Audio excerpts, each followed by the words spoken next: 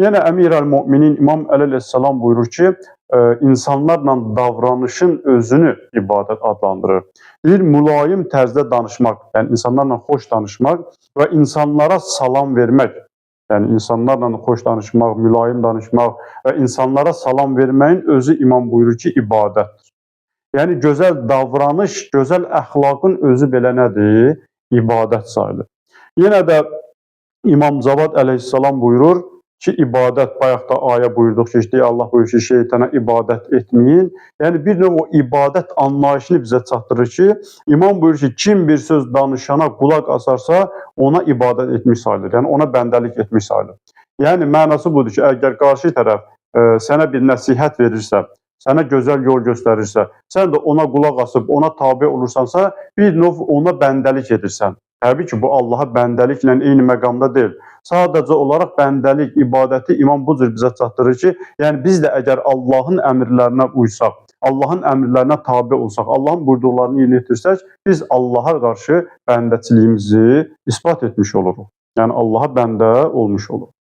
Yenə buyurur ki, əgər danışan Allah kəlamını söyləyərsə, İmam özü açıqlayır. Deyir, əgər danışan Allah kəlamını söyləyərsə, eşidən də Allaha ibadət etmişdir.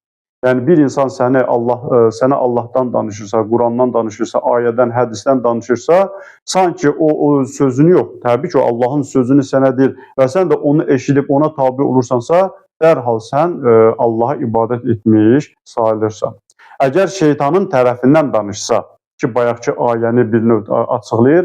Deyir, əgər şeytanın tərəfindən danışırsa, yəni sənə pis söz danışırsa, pis yola çəkirsə və sən də ona tabi olmuş olsan, bunda sən şeytana ibadət etmiş sayılarsan.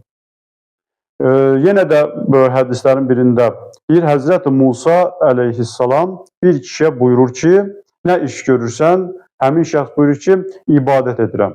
Yəni, həm günümün çox hissəsini ibadətdən keçirirəm. Həzrəti Musa əleyhissalam buyurur ki, bəs sənin dolanışığını kim təmin edir? Yəni, sənin gündəlik ehtiyaclarını kim ödəyir? Həmin şəxs buyurdu ki, mənim qardaşım. Buyurur ki, qardaşın səndən daha abiddir. Yəni, ibadət tək namaz qılmaqla deyil, namaz qılmaqda cəm olmur. Eyni zamanda insan özü dolanışığını qazanmaq üçün, yəni dolanışığını təmin etmək üçün ruzi dalınca getməsi belə ibadət sayılır.